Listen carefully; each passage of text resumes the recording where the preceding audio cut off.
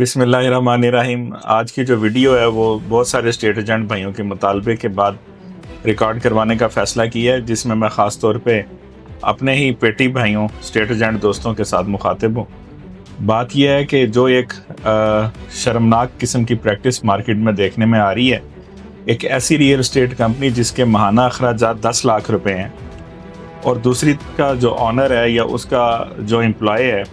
وہ ایک ایسی دوسری کمپنی کے ساتھ ٹرانزیکشن کر رہا ہے یا ڈیل چل رہی ہے جس کے آفس کے ماہانہ اخراجات 2 لاکھ روپے ہیں۔ تو اگر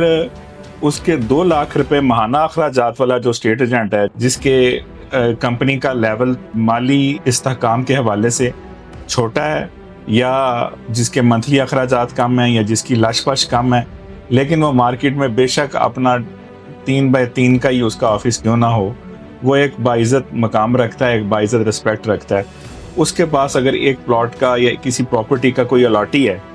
تو جو 10 لاکھ یا 20 لاکھ ماہانہ اخراجات والے اسٹیٹ ایجنٹ بھائی ہیں، وہ اس کو کہتے ہیں کہ بھئی آپ الاٹی کو لے کے میرے آفس آ جائیں، میرے آفس میں پرچیزر موجود ہے،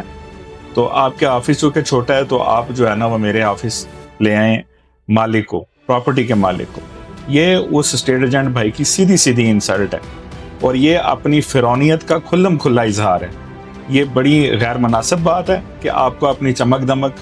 اور اپنی پراؤڈ اتنا زیادہ ہو، آپ اوور کانفیڈنٹ ہوں اور آپ اپنے آپ کو فرعون سمجھیں، اور آپ کہیں کہ جی میرے چونکہ کمپنی زیادہ پرانی ہے، میں نے 25 سال سے مارکیٹ کو ٹائم دیا ہے، آپ نے 5 سال ٹائم دیا ہے، میری کمپنی کے ماہانہ اخراجات 20-30 لاکھ روپے ہیں یا 1 کروڑ روپے ہیں، اور آپ کی کمپنی کے ماہانہ اخراجات 1 لاکھ 2 لاکھ یا 5 لاکھ روپے ہیں، تو آپ اپنا سیلر جو ہے اس کو لے کے تو میرے آفس آ جائیں۔ یہ بہت غلط بات ہے، یہ انتہائی غیر مناسب بات ہے، اس کو بالکل جسٹیفائی نہیں کیا جا سکتا۔ جس کسی کے پاس بھی مارکیٹ میں وجود رکھنے والا کوئی بھی باعزت اسٹیٹ ایجنٹ ہے، بے شک اس کے آفس کے اخراجات 50,000 روپے ماہانہ ہی کیوں نہیں ہیں۔ تو جو صاحب اپنے آپ کو بہت بڑا کھڑپین سمجھتے ہیں، ان کو بھی چاہیے کہ اگر انہوں نے ٹرانزیکشن کرنی ہے تو اپنے پرچیزر کو لے کے اس کے آفس میں جائیں۔ یہی اصول جو ہے وہ مارکیٹ کا اصول ہے کہ جس کے پاس بھی، اور یہ میرٹ پہ بنا ہوا اصول ہے کہ جس کے پاس بھی سیلر ہوگا، وہ چاہے امیر ڈیلر ہے یا غریب ڈیلر ہے، بڑا ڈیلر ہے یا چھوٹا ڈیلر ہے۔ یہ بڑے اور چھوٹے اور امیر اور غریب والی اصطلاح انتہائی شرمناک ہے۔ تو جس کے پاس سیلر ہوگا اس کے پاس اسٹیٹ ایجنٹ اپنا کلائنٹ لے کے جائے گا، اپنا پرچیزر لے کے جائے گا جس کے پاس اس پراپرٹی کا مالک ہے۔ یہ بڑا واضح اصول ہے، نمبر 1۔ نمبر 2، کسی اور بھائی کے ساتھ آپ کی ڈیل چل رہی ہے اور اس کو کہنا کہ مالک کے گھر جانا ہے، تو اگر مالک کے گھر جا کے آپ نے ٹرانزیکشن کرنی ہے اور بعد میں فقیروں کی طرح آپ نے اس کو جی سر کر کے آپ نے اس سے سروس چارجز لینے ہیں، آپ نے کمیشن لینا ہے،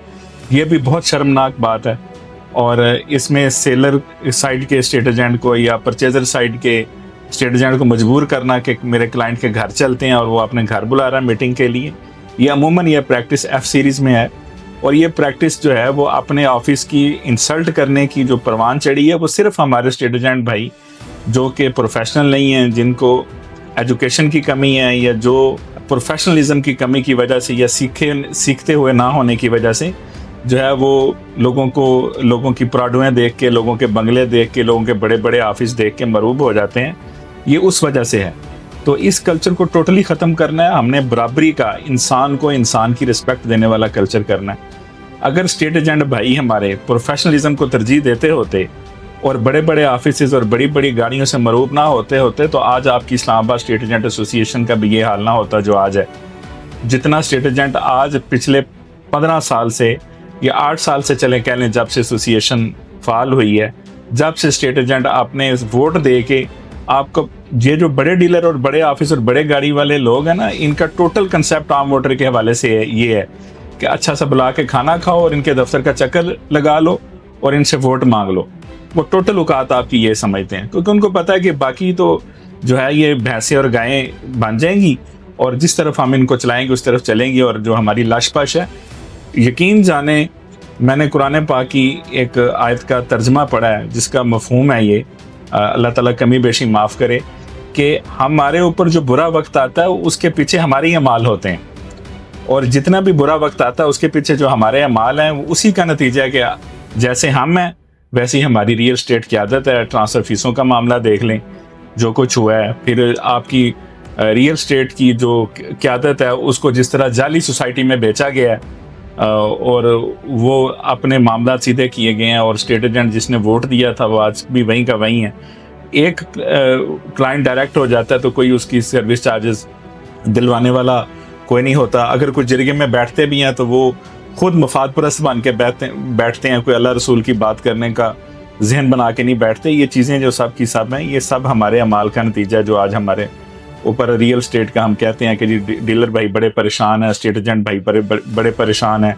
ٹرانزیکشنز نہیں ہو رہی. اس کی وجہ یہ ہے کہ ایک تو ہم ایک دوسرے کے پاؤں پہ پاؤں رکھتے ہیں، بنیادی بات، اور دوسری بات یہ ہے کہ ہم دوسرے کی لائن کاٹنے کی کوشش کرتے ہیں، ڈائریکٹ ہونے کی کوشش کرتے ہیں. تیسری بات یہ ہے کہ ہمیں اتنا ہی نہیں پتہ کہ کسی کے آفس میں بیٹھ کر اس کا بے شک اسٹیٹ ایجنٹ ہی مہمان کیوں نہ بنا ہو، وہاں سے جو انفارمیشن ملے کسی پراپرٹی کی یا کسی کلائنٹ کا ملے، ادھر اپنا تعارف نہیں کراتے اور اس کے ساتھ ڈائریکٹ ہونے کی کوشش نہیں کرتے. یہ ساری چیزیں جو ہیں نا، یہ سب ہم سب نے مل کے ٹھیک کرنی ہے. اس پہ بات کرنے کا سلسلہ شروع کیا ہے تو اس بات کو کرنے کے سلسلے کو ہم بڑھاتے جائیں گے، اور ہم اپنی ذمہ داریوں پہ اور اپنے کردار پہ روشنی ڈالتے جائیں گے. اسی لیے ہر بدھ اور جمعرات کو تمام اسٹیٹ ایجنٹ بھائیوں کو دعوت بھی دیتے ہیں کہ وہ ہمارے پاس تشریف لائیں، ہمیں مہمان نوازی کا موقع دیں، اور تاکہ ہم جو ہے نا پیشے کی بہتری کے لیے جو کلچر اڈاپٹ کروایا جا سکتا ہے یا جس کو پروموٹ کیا جا سکتا ہے وہ کریں. نہ کہ ہمارے جو فیوریٹزم ہے وہ یہ نہ ہو کہ ایک برتھ ڈے پہ کیک کاٹ لیا، ٹھیک ہے، ہو ہا کر لی، یا بڑی بڑی پراڈوں پہ ویڈیوز بنا لی، بڑے بڑے لگژری ہوٹلوں میں جا کے ویڈیوز بنا لی. یہ احساس کمتری اور یہ رال ٹپکانے والا مائنڈ سیٹ ہے، ٹھیک ہے. جو سلجھے ہوئے لوگ ہوتے ہیں، جو خاندانی لوگ ہوتے ہیں، وہ کسی کی چمک دمک سے متاثر نہیں ہوتے. ہمارے نبی صلی اللہ علیہ وسلم کا طریقہ دیکھ لیں آپ، کہ ساری زندگی انہوں نے اپنی سادگی میں، اور جب بھی انہوں نے کہا میں ملوں گا، میں غریب کی جھونپڑی سے ملوں گا. تو یہ جو سادگی ہے نا، یہ کردار، یہ چند روزہ زندگی ہے، کبھی بھی ختم ہونے والی. تو اس کو سچائی کے کھلم کھلا اظہار کے ساتھ چند روزہ زندگی جو ہے وہ جی جانی چاہیے، اور پازیٹیو چیزوں کو انکریج کرنا چاہیے، اور پازیٹیو چیزوں کی حوصلہ افزائی کرنی چاہیے. بہت شکریہ.